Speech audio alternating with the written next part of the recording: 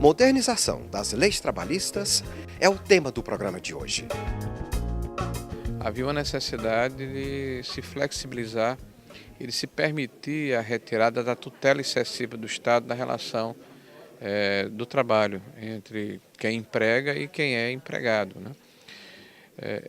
Essas mudanças que ocorreram foram fruto justamente dessa sinalização que a sociedade já nos dava.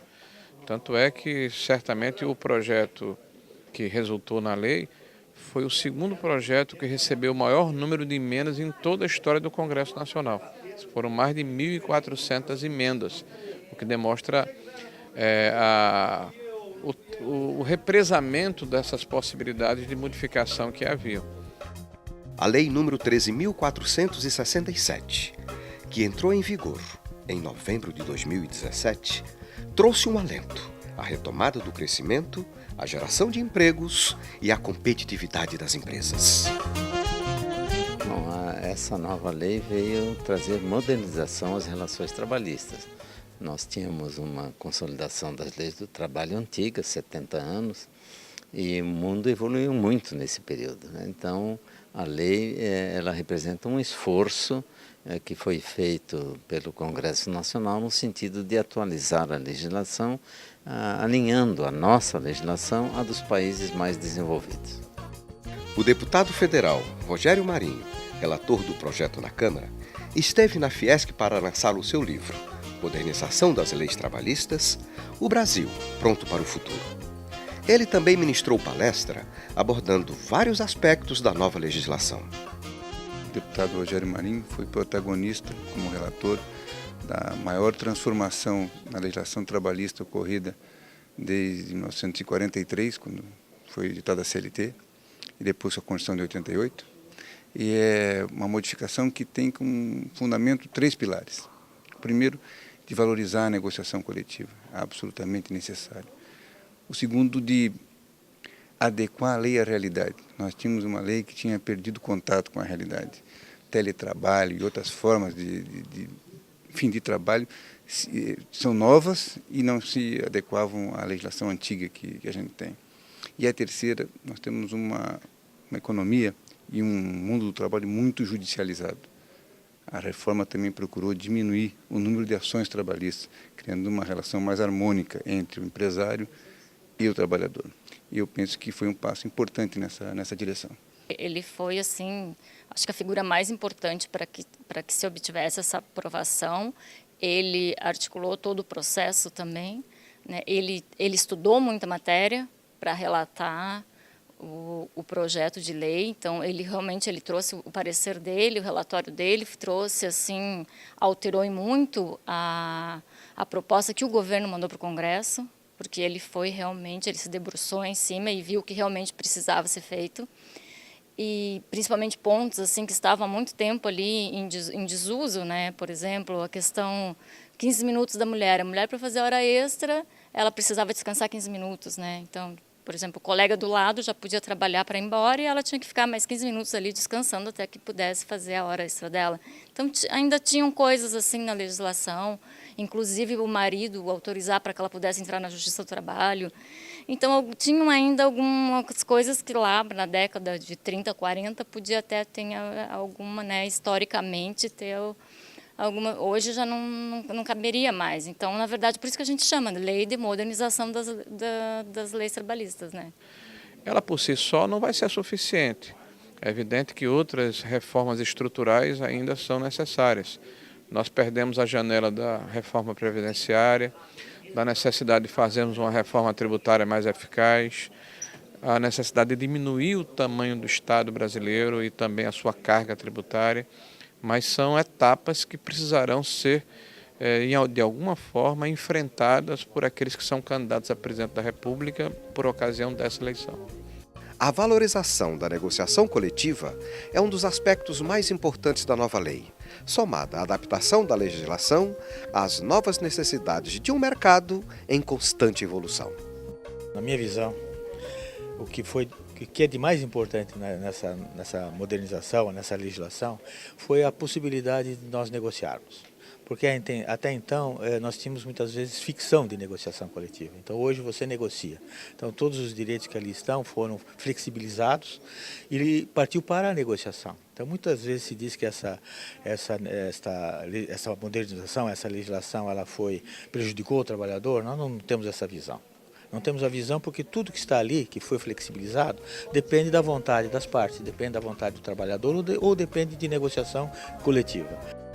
A prevalência da convenção coletiva e do acordo coletivo de trabalho, dispondo sobre temas que poderão ser negociados, como a jornada de trabalho, o intervalo intrajornada, a troca do dia de feriado, a participação no lucro ou resultados e a remuneração por produtividade, realmente foi um ponto essencial.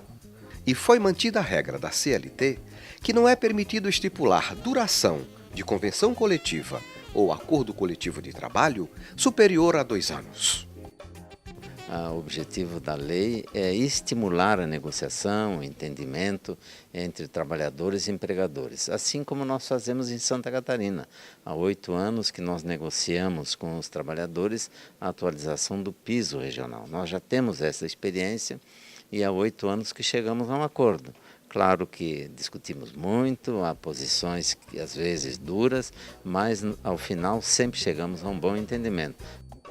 A nova lei também define o que não pode ser negociado. Alguns temas são inegociáveis, como, por exemplo, salário mínimo, salário família, 13º salário, adicional de hora extra, duração das férias, repouso semanal remunerado, licença maternidade, licença paternidade e aposentadorias. Então, nenhum direito dos trabalhadores foi retirado. Todos os direitos foram mantidos. O que a nova lei trouxe foi maior flexibilidade em relação aos contratos de trabalho, mas garantindo os direitos dos trabalhadores. Outra questão que ainda suscita dúvidas é quanto ao início da vigência da nova lei. Bom, a lei está em pleno vigor, mas há algumas correntes que defendem que ela se aplica apenas aos contratos de trabalho assinados a partir do início da vigência da nova lei, não abrangendo, portanto, os contratos anteriores, o que é uma interpretação não condizente com o espírito da lei, nem com a tradição brasileira. Mesmo considerando a possibilidade de eventuais ajustes, o fato é que o número de processos na Justiça do Trabalho caiu. Somente em Santa Catarina, a redução foi de 44%. Passou de 22.467 no primeiro trimestre de 2017 para 12.639 no mesmo período desse ano. Mais importante do que até a diminuição do número, a qualidade das reclamatórias trabalhistas aumentou. Antes havia uma sensação de descompromisso com a propositura das ações. É como se colocasse qualquer coisa num corta, recola, copia. Todo mundo sabe que isso de alguma maneira acontecia e agora a sensação que tem é que isso diminuiu. Elas são mais responsáveis, até porque as consequências por conta da própria reforma são muito maiores. Os próprios advogados têm consequências nas suas ações que no passado, na área trabalhista, não existiam. Nós estamos tendo e assistindo, pela primeira vez, uma penalização, não só o empregado que usa de má-fé, mas principalmente os advogados que normalmente são quem instruem as pessoas que eles vão defender. E isso já deu, o que temos lido pelo menos, estatisticamente, uma queda muito grande nas demandas. Esse é um problema que eu acho que ela trouxe bem. Esperamos que isso perdure, evidentemente, e que o pessoal, quando entra com uma ação trabalhista, entra procurando dentro daquilo que ele realmente tem direito, Com certeza, porque as consequências como a sucumbência, a litigância de má-fé, que eram exercitadas de uma maneira diferente, a sucumbência não existia na área trabalhista no passado, hoje ela existe, a litigância de má-fé é concedida com maior amplitude e isso traz maior responsabilidade para todos os setores, inclusive da advocacia. A lei será consolidada mediante a interpretação do Judiciário. E o relator do projeto, deputado Rogério Marinho, acredita que nos próximos meses o Supremo Tribunal Federal vai se manifestar sobre a constitucionalidade da legislação. O mundo inteiro praticou e irá praticar mudanças no seu marco regulatório na questão trabalhista. Mais recentemente, nós tivemos o processo que ocorreu em Portugal e Espanha, nos últimos 6, 7 anos. As cortes portuguesas e espanholas deferiram a constitucionalização daquela lei 2 anos e meio a 3 anos após a sua entrada em vigor. No Brasil, isso está acontecendo de uma maneira mais célere, né? 21 ou 22 ações diretas de inconstitucionalidade foram apresentadas, 16 tratam da questão do imposto obrigatório e 5 tratam de outros assuntos. E a primeira ADIM, Ação Direta de Inconstitucionalidade, já está sendo julgada pelo STF. Né? Foi o relator, o ministro Barroso, que inclusive deferiu a constitucionalidade. Então houve um pedido de suspensão, né, um pedido de vista por parte de um dos ministros, e eu acredito que nos próximos 3 meses nós já teremos a primeira sinalização da constitucionalidade. Então isso vai ser um processo natural. No direito processual já é um absoluto sucesso, e no direito material, que trata da questão da doutrina, nos próximos 2 anos, 2 anos e meio, como aconteceu em vários lugares do mundo, as cortes superiores vão pacificar a jurisprudência. É claro que existe um velho ditado que diz que com o andar das carroças melancia se acerta. Evidente, o tempo dará e fará isto.